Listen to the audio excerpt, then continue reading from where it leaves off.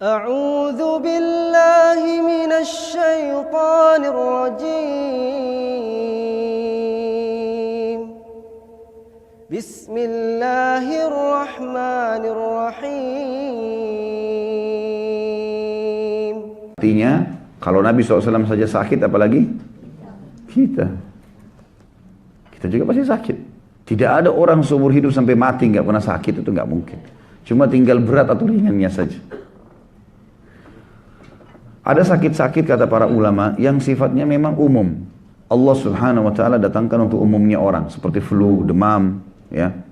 Sakit kepala, sakit gigi. Ini semua orang kena. Umumnya begitu. Enggak mungkin orang seumur hidup enggak pernah sakit kepala. Enggak mungkin orang enggak pernah demam seumur hidup. Enggak mungkin enggak pernah flu, batuk. Sudah umum. Ini sudah standar Allah Subhanahu wa taala datangkan. Gunanya, tujuannya untuk memberikan penjelasan kepada hambanya tentang nikmatnya kesehatan.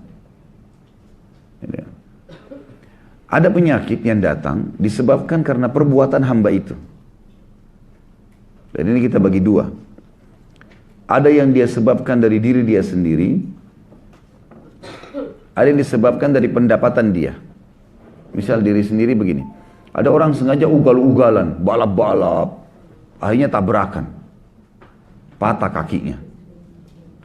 Perbuatan dia sendiri. Orang narkotika, sengaja suntik-suntik badannya. Dia sendiri yang buat masalah. Pergaulan bebas, hamil di luar nikah. Dia sendiri bikin malu, rusakin namanya. Ya. Ini nggak perlu terjadi, nggak boleh ini. Allah SWT larang ini. Dalam Al-Quran Allah berfirman, A'udzubillahi minasyaitonirrajim, wala tuhliku anfusakum. Jangan binasakan diri kalian. Tapi maaf, saya nggak ingat di ayat dan surah apa ini. Tapi jelas ada firman Allah yang berbunyi, wala tuhliku anfusakum. Jangan binasakan diri kalian. Makna ini kata ulama tafsir, jangan pernah jerumuskan diri kalian pada hal yang merusak nama kalian, merusak fisik kalian, merusak harta kalian, atau merusak martabat kalian. Nggak boleh ini. Nggak boleh orang sengaja mempertaruhkan hartanya, nama baiknya, nggak boleh. Kita tahu ini bahaya, jangan. Nggak usah. Gitu kan? Jangan sama sekali ngerusak itu, karena itu akibatnya ada. Kita buat sesuatu, akibatnya ada. Maka cerdaslah. Jangan masuk ke zona yang berbahaya buat kita, enggak. Enggak boleh sama sekali. Jangan binasakan diri, maksudnya jangan binasakan diri, jangan jerumuskan diri pada yang bahaya. Tubuh kita, harta kita, keluarga kita, martabat kita, semua enggak boleh. Haram dalam Islam. Jadi ini harus difahami dosa ya. Enggak boleh. Kalau bapak ibu sengaja ngerusak nama baiknya, mempertaruhkan hanya karena pergaulan bebas misalnya. Itu haram loh. Pergaulan zinanya haram, jedah masuk ke sana ngerusak nama, dosa. Nggak boleh kita rusak nama baik kita. Allah kasih kita baik-baik kok, terhormat. Ngapain kita rusak? Hartanya sengaja dimasukkan pada hal-hal yang haram seperti orang main judi, nggak jelas. Dia taruh hilang sekian juta, sekian ratus juta, sekian miliar, bertaruh-taruh. Untuk apa bertaruh ini? Untuk apa kita bertaruh? Harta kita lebih baik kita simpan, pakai pada saat perlu. Kan gitu. Untuk apa kita jerumuskan pada hal yang tidak perlu? Nah, ini semua masuk. Mempertaruhkan rumah tangga, mempertaruhkan fisik kita, ini semua tidak boleh. Ini yang pertama. Yang kedua adalah disebabkan karena pendapatan dia, income. Nah ini biasanya income ini dia sengaja memasukkan harta haram atau syubhat kepada dia, ini jadi penyakit ini. Ini jadi penyakit. Nah biasanya ini penyakit-penyakit kronis ini. Penyakit kronis, bahaya sekali. Nah, apa saja, stroke misalnya, atau apalah, penyakit-penyakit berat. Ini umumnya kalau di muhasabah dari income. Dan kalau resep dari kami, kalau dari para da'i-da'i, resepnya untuk sembuh dari penyakit kronis, bukan medis. Ya, coba sedekah. Jadi muhasabah, kira-kira kita minta sama Allah petunjuk, sholat, sujud sama Allah, minta di sholat tahajud, ya Allah berikan petunjuk, penyebab penyakit hamba ini apa. Kalau kita merasa ada cenderung, mengingat pernah kita punya income yang salah, pernah nipu orang, masalah riba, sedekahin, niat membersihkan diri dengan itu. Itu luar biasa, cepat sekali. Karena ternyata ini datang karena itu perlakuan itu. Perlakuan ini kita tebus, ini selesai, seperti itulah. Berapa banyak teman-teman medis yang kaget dengan sembuhnya penyakit kronis. Banyak sekali. Dan berapa banyak penyakit kronis yang tidak bisa ditangani oleh medis. Seperti memang. Ya. Jadi harus difahami nih. Makanya dalam hadis Nabi SAW yang lain, tidak akan beranjak kaki seorang hamba hari kiamat kecuali ditanya 4 hal. Masa mudanya, di mana dia habiskan, ya. Hartanya, dari mana dia dapat, kemana dia keluarkan. Khusus harta ditanya 2. Dari mana dia dapat, sumbernya halal atau enggak, kemana dia keluarkan. Jadi mengeluarkan juga ini harus ada tujuan. Nggak boleh kosong begitu saja. Apa ini? Foya-foya kan? Habis itu atau mendukung maksiat. Ya, nggak boleh. Dia ajak temannya, dibiayai temannya untuk nginap di hotel berzina. Saya traktir teman saya. Sedekahnya salah. Salah alamat. Ya. Nggak boleh. Jadi harus diketahui. Masuk juga di dalamnya ada 3. Ada yang ketiga saya tadi lupa sampaikan, tapi ada yang ketiga di sini. Penyebab penyakit juga adalah perilaku yang kita lakukan pada orang lain. Tapi syaratnya menyakiti. Kayak misal kita mukul orang, kita juga nanti dipukul. Ya. Ada orang menampar, dia juga ditampar. Ada orang menendang, dia akan ditendang. Namanya kisos dalam agama. Dalam hukum syariat Allah pun dibalas yang sama. Ada orang tonjok, giginya orang jatuh, dia juga harus ditonjok. Resikonya begitu. Jadi jangan heran nanti dia tabrakan, giginya hancur. Naudzubillah. Dia pernah tonjok orang, jatuhin giginya orang. Gimana? Balasan datang. Ada hadis yang mulia kata Nabi SAW dihasankan oleh para ulama, tidak ada seseorang yang menghinakan atau menyerumuskan seseorang pada sesuatu keburukan kecuali dia akan ditimpa hal yang sama sebelum dia mati. Misal gini, jangan sampai ini ya. Kalau ada orang, bapak ibu bilang begini, kamu pencuri ya? Padahal sebenarnya dia bukan pencuri. Tuduhan ini kalau kita nggak segera bersihkan, minta maaf sama dia segala macam, pasti sebelum kita meninggal kita akan mencuri. Itu sunnatullah, nggak bisa dibantai itu. Jangan tuduhkan sembarangan kepada orang. Dia. Kecuali pasti jelas depan mata ada saksi segala macam. Kalau nggak usah. Dan tidak usah terlalu berlebihan seakan-akan kita tidak punya Tuhan. Allah ini mengawasi semua. Ubun-ubun kita ini Allah yang ngawasin. Dalam salah satu doa dikatakan Nabi SAW, nasiyati biyadik. Ubun-ubunku ada di genggamanmu. Allah setiap saat bisa cabut roh seseorang, bisa pincangkan kakinya, bisa tabrakan, bisa mati. Nggak usah terlalu berlebihan. Ada orang ini zalimi saya Ustaz. Ya biarin aja. Kita ikhtiar. Ada sesuatu yang kita bisa lakukan, kita buktikan ini. Tetap berlaku fitnah, biarin. Makin berat dia melakukan fitnah, maka makin berat hukuman buat dia. Kebodohan orang yang menganggap, si fulan bisa ditipu, di satu pengajian bisa ditipu semua. Nah, makin banyak musuhnya, makin berat hukumannya. Zina sekali beda hukumannya dengan 10 kali zina. Makin berlarut seseorang pada dosa, makin berat hukumannya. Makin berat. Ya. Jadi harus digarisbawahi poin ini. Jangan pernah sakiti fisiknya orang lain. Saya sudah bilang kalau ibu dan bapak sekalian diajak bertengkar, tinggalkan. Kamu begini, kamu udah aja bertengkar. Sudahlah, terserah kamu. Saya benar, ya sudah kamu benar. Tidak apa-apa, tinggalin aja. Nggak usah bertengkar. Nggak perlu, nggak ada gunanya bertengkar itu. Akhirnya kita emosi juga, akhirnya kita kata-katanya juga kasar, dia kasar, kita kasar. Dia dosa, kita dosa. Ya, kan rugi. Untuk apa bersih tegang? Nggak usah. Kalau kita lewatin saja, mungkin ada sedikit sakit hati, sudah tidak apa-apa. Tahan, sudah pergi aja. Sabar. Kita sudah belajar tadi.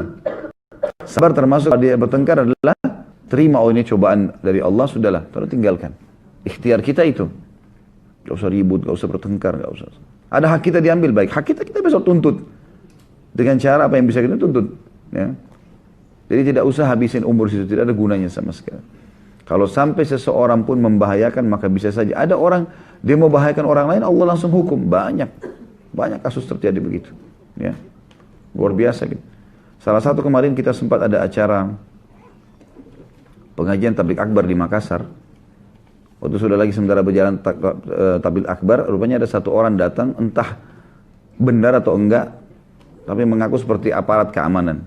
Terus kayak marah-marah gitu, kesannya gitu. Subhanallah, baru dia tanya, mana ketua panitia ini? Dia lagi di atas motor. Entah kenapa, dia sendiri menggas, motornya jatuh, giginya jatuh, berdarah, segala macam. Kuasa Allah, kita tidak tahu innamal a'malu binniyat, ya. Bahaya sekali.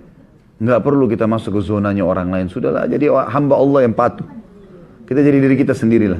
Kita makan, urus diri kita sendiri, ya. Gak usah cari tahu. Gitu. Sesuatu yang dijangkau oleh mata, kalau benar dukung, kalau salah, larang. Sekali lagi saya bilang, jangan campur urusannya orang lain. Gak perlu tahu tetangga ganti AC baru atau enggak, beli mobil baru atau enggak usah. Jangan tetangga beli AC, kita yang kedinginan. Nah. Sudah berapa kali saya bilang, ada mobil baru antar, tuh nintip, beli apa itu. Biarin dia mau beli apa, biarin dia mau ubah rumahnya seperti apa. Inilah saya gitu. Ada orang tanya pada saya, Ustaz ngontrak ya? Iya, saya ngontrak, nggak apa-apa. Bukan aib gitu. Kenapa sih? Bukan aib, apanya aib gitu? Oh malu nanti orang lain tahu nggak? Kenapa memang gitu? Nggak ada sesuatu yang salah, nggak ada yang aib. Nggak, alhamdulillah kita nikmati apa yang ada, Allah kasih, selesai. Nggak ada sesuatu yang perlu kita merasa malu, gengsi sama orang. Nggak ada, ini bagi seorang mukmin. Harus difahami poin ini. Kembali ke masalah tadi. Jadi ada penyakit, atau penyakit pasti akan kena semua orang, yang standar batuk, flu, demam, ya apalah ya, ini sudah umum. Ada penyakit yang tidak umum. Nah ini sebabnya 3 tadi. Penyakit yang tidak umum ada sebabnya 3. Bisa karena apa tadi? Penyebabnya diri sendiri. Dia sengaja tabrakin orang, dia sengaja jatuh, dia sengaja. Ada orang begitu semua sengaja. Di Saudi itu kebongkar ada orang gara-gara mau jual narkotika di Saudi, dia sampai sengaja tabrakin kakinya di Riyadh. Sengaja, mobil lagi lewat dia tabrak kakinya. Patah kakinya, diamputasi. Pakai kaki palsu. Ternyata kaki palsu dipakai untuk taruh narkotika. Ketangkap. Rupanya kan kalau dia pakai kaki palsu kan lewat-lewat alat itu kan bunyi nggak apa-apa. Punya surat dokter. Tapi lama-lama sudah bersekian lama dia jalan, polisinya jadi curiga. Kok ini orang bolak-balik terus? Biasanya orang yang kerja di Saudi itu harus ada izin dari sponsor untuk bolak-balik. Ini orang kok 1 tahun sampai 2-3 kali balik. Tiba-tiba polisi bilang, coba saya mau periksa kaki kamu. Gak tahu kenapa deh. Polisi pun waktu diwawancara dia bilang, saya gak tahu kenapa saya mau bilang itu. Coba cek kaki kamu. Dia bilang, ini surat dokter. Enggak, saya gak mau tahu. Harus buka. Buka, ternyata ada narkotika. Ada orang gitu, subhanallah. Aneh. Untuk apa gitu? Gak ada gunanya. Ada orang juga gitu di Saudi gitu sama. Dia tangannya entah patah atau dia pakai gip. Kemudian pas lewat bunyi tapi nggak apa-apa gitu. Subhanallah, kuasa Allah, dia masuk kamar mandi, kepleset, jatuh, pecah, ketahuan ada narkotika. Kuasa. Mau sembunyi di mana sih gitu? Mau kemana gitu? Sehebat apa sih gitu? Sehebat apa? Makin kita pasrah kepada Allah, makin kita ikut peraturan, makin kita jadi hamba Allah yang baik, makin enak loh sebenarnya.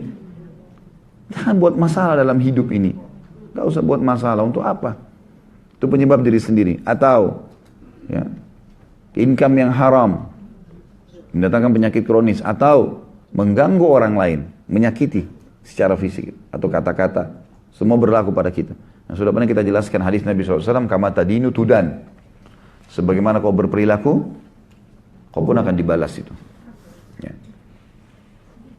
Saya sudah sempat kirimkan kemarin di Bulinis ya, kalau tidak salah ada yang AirBT yang sudah direkam suara. Itu diantaranya ada yang kita rekam dan memang disengaja disebari untuk menjadi dakwah. Jadi pada saat ada panggilan masuk, itu memang panggilannya itu. Termasuk hadis tadi, balasan perbuatanmu. Selalu dengar, ingat. Kama tadinu tudan, sebagaimana kau berperilaku kau akan dibalas yang sama. Hari ini kau gunjing, kau akan digunjing. Besok hari ini kau fitnah, besok kau akan difitnah. Hari ini kau mukul, besok kau akan dipukul. Tidak bisa lolos. Nggak bisa lolos. Jangan buat itu. Nggak usah masuk ke zona itu. Ya. Baik. Kemudian tentu berhubungan juga dengan masalah sakit. Pelajaran yang kita ambil adalah Nabi SAW bersabda dalam sebuah hadis, Allah tidak turunkan penyakit kecuali Allah datangkan obat bersamanya. Jadi tidak benar itu pernyataan yang mengatakan penyakit ini tidak ada obatnya. Itu mungkin penelitian sementara para medis.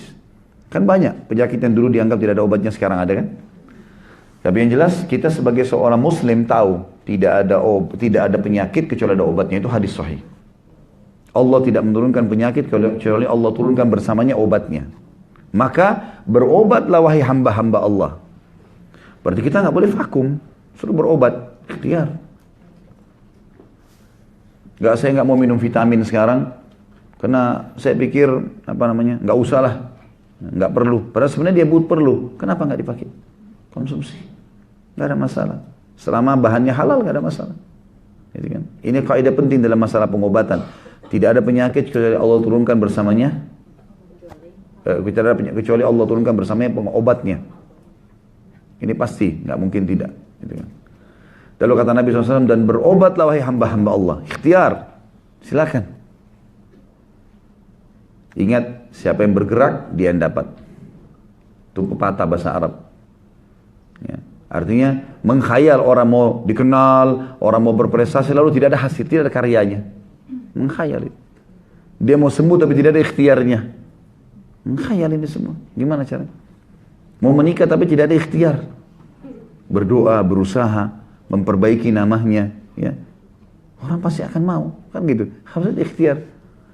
Dan orang yang tidak ada ikhtiar ini mengkhayal mau jadi orang punya nama, nggak mungkin, mustahil. Yang bergerak dia akan dapatkan. Dalam bahasa Arab yang lain dikatakan taharrak fa inna fi harakati barakah.